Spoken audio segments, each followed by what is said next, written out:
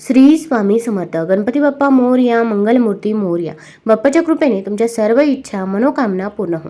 उद्या आहे संकष्ट चतुर्थी. या दिवशी जर आपण काही उपाय केले, काही सेवा केल्या तर त्या खूप म्हणजे खूप प्रभावी ठरतात. गणपती बाप्पाला बुद्धीचा देवता म्हटले आहे, तसेच बाप्पाला विघ्नहर्ता देखील म्हटले आहे.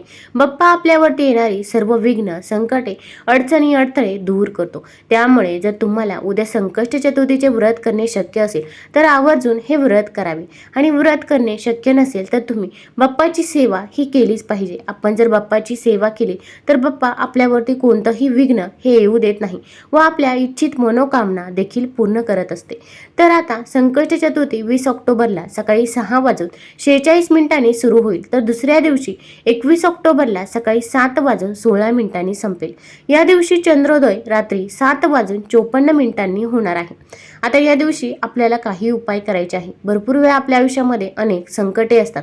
आता संकटे येणारच नाही असं तर होणार नाही, पण आपण संकटाचा वेग मात्र नक्कीच कमी करू शकतो. तसेच आपण मेहनत तर घेत असतो, पण मेहनतीचे फळ देखील आपल्याला काही केल्या मिळत नाही. मग आपल्या कष्टाला नशिबाची साथ मिळण्यासाठी, तसेच आपल्या घरामध्ये मुलांचं जे काही आजारपण चालू असेल, घरामध्ये भांडण तंटे, वादविवाद चालू असतील, तर ते दूर होण्यासाठी आपण या दिवशी काही उपाय व सेवा करायचे आहे.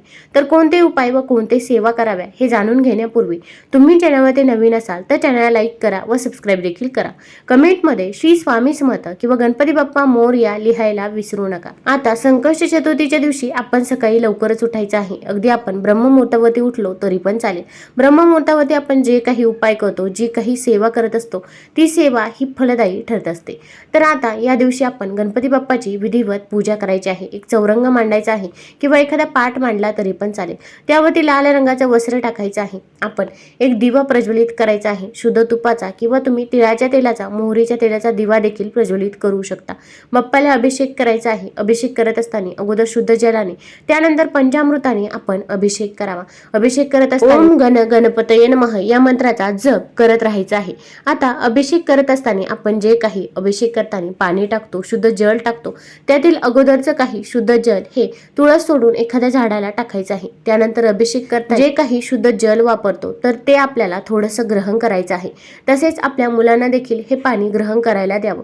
यामुळे बाप्पाची कृपा ही आपल्यावरती होत असते. भगवान गणेश हे बुद्धी, सुख आणि समृद्धी देणारे आहेत. त्यांची पूजा केल्याने कुंडलीतील बुध ग्रह बलवान होतो. त्यामुळे आनंद, समृद्धी, बुद्धिमत्ता आणि संवादातील कौशल्य देखील वाढत असते. त्यामुळे बाप्पाची पूजा, सेवा आपल्याला करायची आहे. आता यानंतर बाप्पाची मूर्ती स्वच्छ पुसून घ्यायची आहे. बाप्पाला ज्या काही वस्तू प्रिय आहे त्या सर्व वस्तू त्यांना तुम्ही अर्पण करायच्या आहे. मग जास्वंदीचं फूल असेल, तसेच गुळ खोबऱ्याचा नैवेद्य असेल, 21 दुर्वाची जुडी असेल, तर हे सर्व आपण बाप्पाला अर्पण करावं.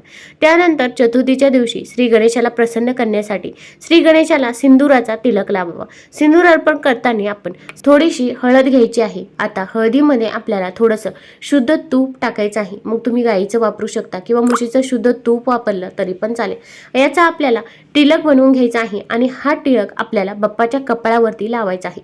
कपाळावरती अगदी मधोमध लावायचा आहे. लावत असताना आपण ओम गण गणपतये नमः, ओम गण गणपतये नमः या मंत्राचा जप करायचा आहे. 21 वेळा हा मंत्र म्हणायचा आहे आणि हा टिळक आपण बाप्पाच्या कपाळाला लावायचा आहे. यामुळे आपली इच्छित मनोकामना बाप्पा लवकर पूर्ण करतात अशी मान्यता आहे. त्यानंतर तुमची जी काही इच्छा आहे, मनोकामना आहे, ती बाप्पाला सांगायची आहे. मग घरामध्ये पैसा येत असेल पण पैसा स्थिर राहत नसेल किंवा इतरही काही अडचणी असतील, संतान प्राप्ती होत नसेल, विवाह हा वेळेवरती जुळून येत नसेल, जे काही आहे ते अगदी मनापासून आणि श्रद्धेने बाप्पाला आपण सांगावे. यामुळे बाप्पा आपली सर्व विघ्ने दूर करून आपली इच्छा देखील पूर्ण करतात अशी मान्यता आहे. कुंडलीत शनी दोष असेल किंवा शनीची 7.5 चालू असेल तर संकष्ट चतुर्थीच्या दिवशी गणेशाला शमीची पाणी अर्पण करा. तसे शमी वृक्षाची देखील आपण पूजा करायची आहे. मग तुमच्या इथे शमीचं झाड असेल किंवा अगदी तुम्हाला यासाठी मंदिरात जाण्याची वेळ आली तरी पण चालेल, मंदिरात देखील शमीचं झाड हे असतं. तर आपण शमीच्या झाडाला थोडंसं कच्चं दूध हे अर्पण करायचं आहे. कच्च्या दुधामध्ये थोडेसे काळे तीळ टाकावे. असं पाणी शमीच्या झाडाला अर्पण करावं. तसेच तिथे एक शुद्ध तुपाचा किंवा तिळाच्या तेलाचा, मोहरीच्या तेलाचा दिवा देखील आपण संकष्ट चतुर्थीच्या दिवशी जर लावला तर आपली जी काही शनीची 7.5 चालू आहे ती दूर होईल व घरामध्ये सुख, शांती, समृद्धी येईल. आता या संकष्ट चतुर्थीच्या दिवशी आपण गोमातेला एक वस्तू खाऊ घालायची आहे की ज्यामुळे आपल्या घरामध्ये जे काही काही दुःख चालू आहे, दारिद्र्य चालू आहे ते दूर होईल व घरामध्ये पैसा येईल. माता लक्ष्मी ही स्थिर राहील. भरपूर वेळा आपण मेहनत तर घेत असतो, पण मेहनतीचे फळ आपल्याला काही केल्या मिळत नाही आणि आपल्या कष्टाला जर नशिबाची साथ मिळाली तर आपल्या आयुष्यामध्ये देखील सुख, शांती आणि समृद्धी येते. तर आता हा उपाय कोण करू शकतं? तर घरातील कोणत्याही व्यक्तीने हा उपाय, ही सेवा केली तरी पण चालेल. ताई, दादा, आजी, आजोबा, तुमच्या घरातील मुलं देखील हा उपाय करू शकता.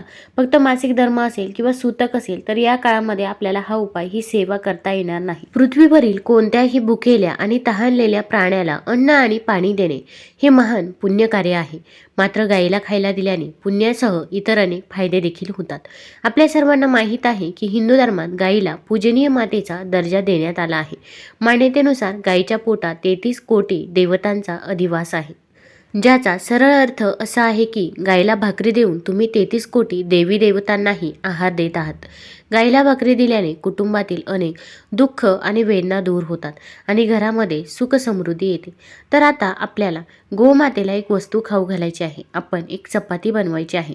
चपाती बनवल्यानंतर आपण ज्या काही चपात्या बनवतात त्यामधील आपल्याला पहिलीच चपाती पोळी घ्यायची आहे. आता ही पोळी घेतल्यानंतर आपल्याला त्यावरती थोडीशी हळद टाकायची आहे, थोडंसं शुद्ध तूप टाकायचं आहे आणि आपल्याला थोडासा गूळ चपातीवरती पसरवायचा आहे. आता या चपातीचा रोल बनवायचा आहे आणि आपल्याला एक तांब्या भरून पाणी देखील घ्यायचं आहे. आता हे घेऊन आपल्याला गोमातेजवळ जायचं आहे. जिथे पण गोमाता असेल, मग अगदी त्यासाठी तुम्हाला गोशाळेत जाण्याची वेळ आली तर तिथे देखील तुम्ही जाऊ शकता. पहिल्यांदा गेल्यानंतर गोमातेच्या पायावरती आपण पाणी घालायचं आहे. गोमातेला हळदी कुंकू लावायचं आहे आणि गोमातेला ही चपाती खाऊ घालायची आहे. तुम्हाला जर शक्य असेल तर हातातून चपाती खाऊ घालण्याचा प्रयत्न करा.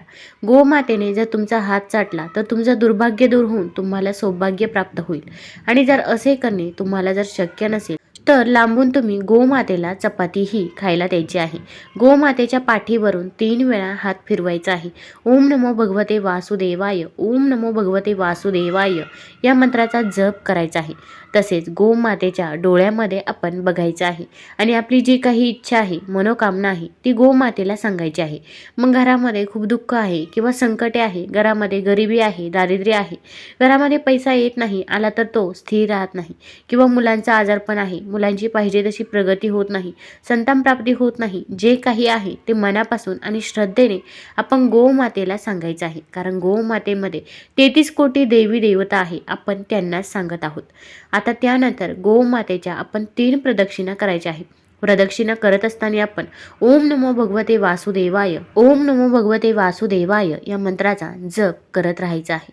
त्यानंतर गोमातेच्या पायाखाली जी काही माती आहे ती माती आपण आपल्या कपाळाला लावायची आहे. आपल्या मुलांच्या देखील कपाळाला ही माती लावावी.